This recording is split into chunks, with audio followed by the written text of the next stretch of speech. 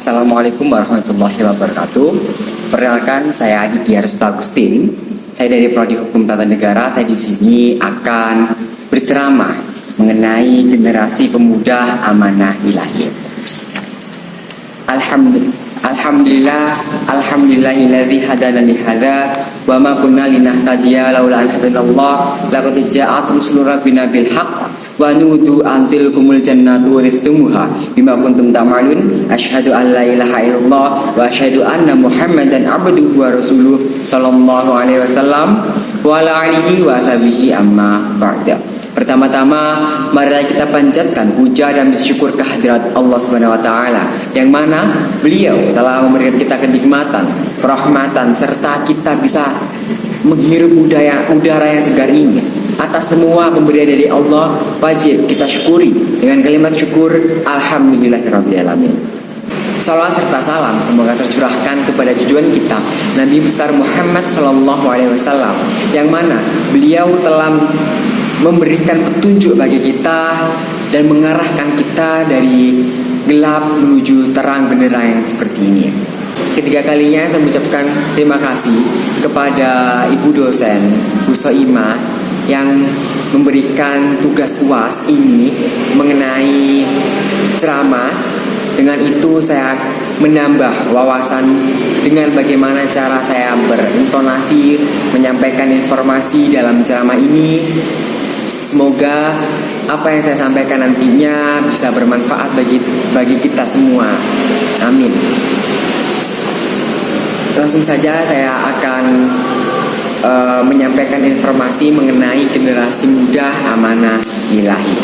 Sebuah peradaban akan mampu bertahan manakala ia menyiapkan generasi muda pengganti yang baik. Karena semestinya generasi muda adalah generasi yang mampu memberikan kontribusi signifikan bagi perkembangan zaman. Generasi yang lebih mampu beradaptasi dengan kemajuan zaman. Generasi yang mampu menjawab tantangan dengan lebih meyakinkan. Karena dengan datangnya generasi muda yang lebih baik, tentu saja akan mampu memberikan jawaban terhadap aneka masalah yang dihadapi oleh umat. Mereka bisa menjadi pemimpin yang cakap di masa depan dan mampu mengarahkan potensi secara lebih maksimal. Proses panjang generasi ini harus menjadi sebuah agenda yang utama. Jangan sampai umat Islam menjadi abai dengan hadirnya generasi muda yang berkualitas. Jangan sampai mereka terlena sehingga tidak sempat memberi perhatian lebih kepada generasi muda. Sehingga kita sebagai anak-anak muda menjadi jauh dari para ulama. Mereka tidak begitu peduli dengan agamanya. Tidak pula mereka berkiprah untuk umatnya. Kehadiran mereka tidak dirasa oleh umat, justru malah menjadi beban, persoalan hingga menjadi umat kewalahan dengan masalah-masalah yang mereka timbulkan. Padahal Allah Ta'ala telah berfirman, wal yakhshal ladzina law taraku min khalfihim dzurriyyatan di'afan khafun 'alaihim falyattaqullaha wal yaqulu qaulan syadida. Dan hendaklah takut kepada Allah orang-orang yang sekiranya mereka meninggalkan keturunan yang lemah di belakang mereka, yang mereka khawatirkan terhadap kesejahteraannya. Oleh sebab itu, hendaklah mereka bertawakal kepada Allah dan hendaklah mereka berbicara dengan tutur kata yang benar. Quran Surat An-Nisa ayat 9. Setiap individu mukmin hendaknya merasa khawatir jika meninggalkan generasi pengganti yang lebih lemah, generasi yang tidak punya sikap mental yang bagus, selalu lemah dalam berbagai hal dan tidak mampu menghadapi tantangan zaman. Ma'asyiral muslimin rahimakumullah. Kini telah terpampang sebuah kondisi di mana anak-anak muda dikenal sebagai generasi strawberry. Mereka seperti buah strawberry yang indah warnanya, bagus bentuknya, akan tetapi lemah dan mudah lembek. Generasi muda zaman sekarang bagus secara akal dan kecepatan berpikir. Mereka bisa menjalankan banyak teknologi, tetapi sayangnya mereka mudah menyerah dan mudah kalah. Mereka manja dan tidak kuat menghadapi masalah. Mereka harus dikenalkan dengan ilmu agama, mendakwahi mereka dengan sungguh-sungguh dan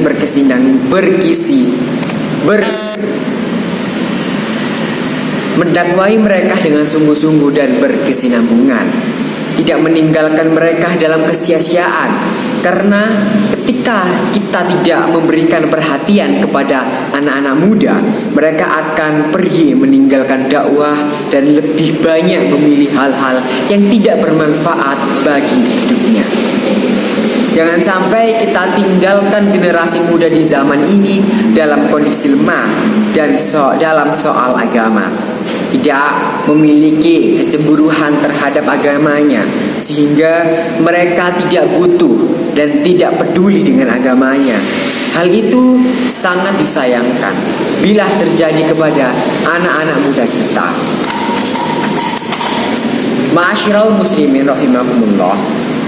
Kemudian yang kita perlu lakukan dalam menjaga generasi kita adalah menjauhkan mereka dari fitnah-fitnah yang terjadi.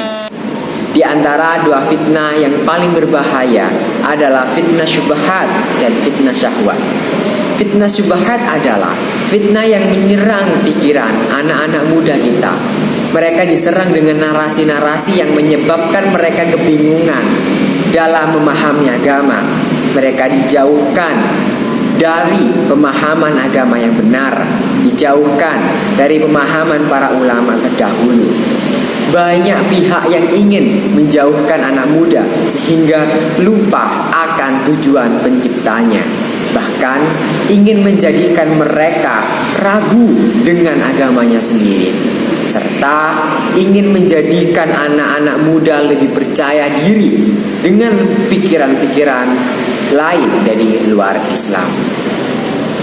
Fitnah pikiran ini menjadi sangat berbahaya bila tidak dicegah dengan seksama, karena itu menyerang pemahaman agama seseorang, sehingga menyebabkan seseorang muslim itu malah fobia, takut dengan ajaran agamanya sendiri. Mereka sebagai tentara setan akan melakukan berbagai upaya. Beberapa di antaranya adalah dengan tasjid dan tasyid atau kamuflase. Mereka menyembunyikan kebenaran dan menutupinya dengan hal-hal yang aneh dalam agama. Lalu mereka juga melakukan talbis, yakni menipu umat Islam dengan memberikan informasi yang sangat salah tentang Islam. Allah Ta'ala telah berfirman, "Qul hal nubbi'ukum bil akhsyarina a'malan." Katakanlah, apakah akan kami beritahukan kepadamu tentang orang-orang yang paling merugi perbuatannya? Alladzi dhalla sa'yahum fil hayatid dunya wa hum yakhshabuna annahum yuksinuna dun'an. Yaitu orang-orang yang telah sia-sia perbuatannya dalam kehidupan dunia ini, sedangkan mereka menyangka bahwa mereka berbuat yang sebaiknya.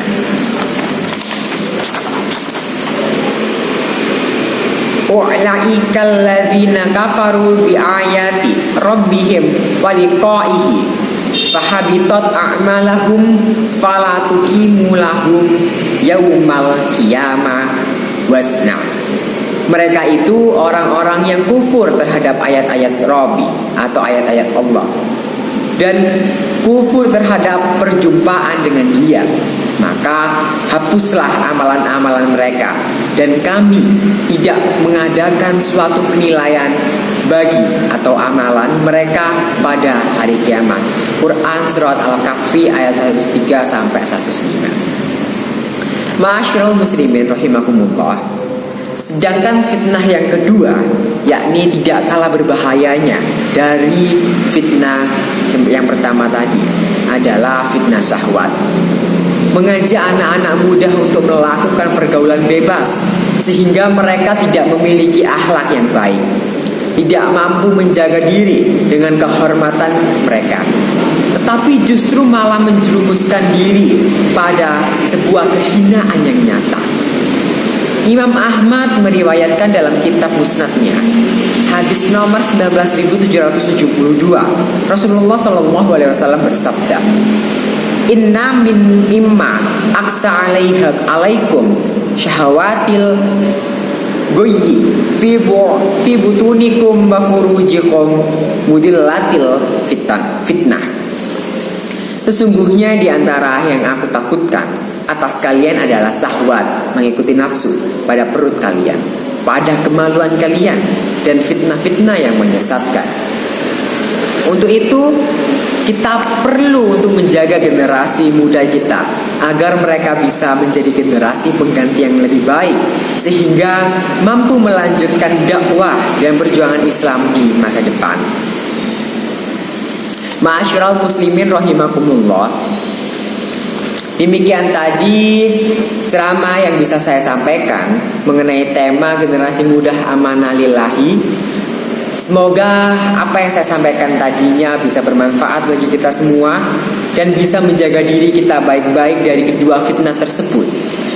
Dan bagaimana caranya kita bisa menata hati, menata niat supaya kita bisa tertuju, supaya kita bisa nantinya masuk surga selamat dari neraka. Dan dari saya, apabila ada kata-kata ataupun hal lainnya yang tidak berkenan, saya mohon maaf yang sebesar-besarnya. Dari saya, wassalamualaikum warahmatullahi wabarakatuh.